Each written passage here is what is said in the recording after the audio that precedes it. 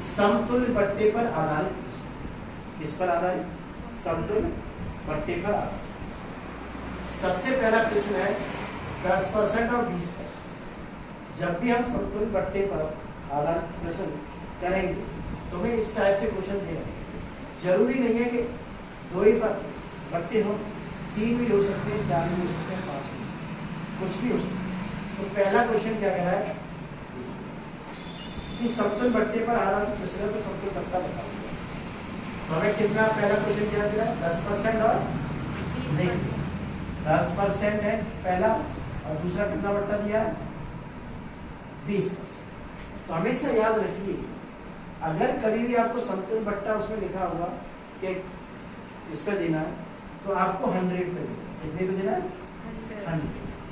100 पे देना है। तो उसमें से माइनस भी करना पड़ेगा। तो माइनस ना करना पड़े इसकी सुविधा के लिए हम क्या करेंगे? 100 माइनस 100। अब हम क्या करेंगे? 100 पे इसके डिस्काउंट निकालेंगे और 100 पे माइनस करेंगे तो बचेगा, तो हमारा क्या हो जाएगा?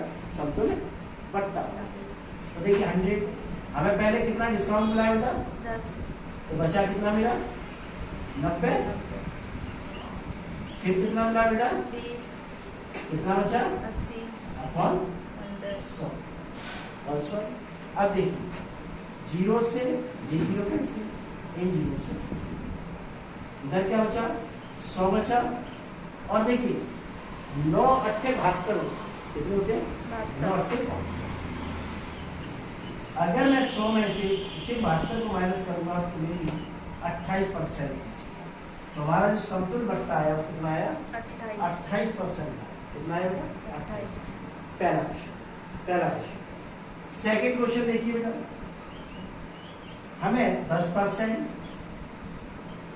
20% और 30%। ये अभी 2 बट्टे दे रखे थे, अब हमें 3 बट्टे। तो देखिए सेम 100 लिया और 100 पे लिखा। पहले कितना परसेंट है बेटा? 10। जब 10% डिस्काउंट मिल गया तो बचा कितना? 90। फिर 20 तो बचा कितना? 80। फिर 30 बचा कितना बेटा? 70। अब देखिए 1 2 1 2 1 2 1 2 और 1। अब देखो अब कुछ कैंसिल हो रहा है बेटा, यहाँ पे कुछ कैंसिल 100 कुछ कैंसिल तो नहीं हो रहा है ना। ये 10 बचा, कितना बचा हुआ है? 10।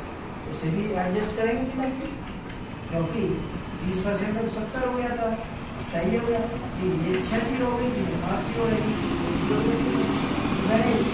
9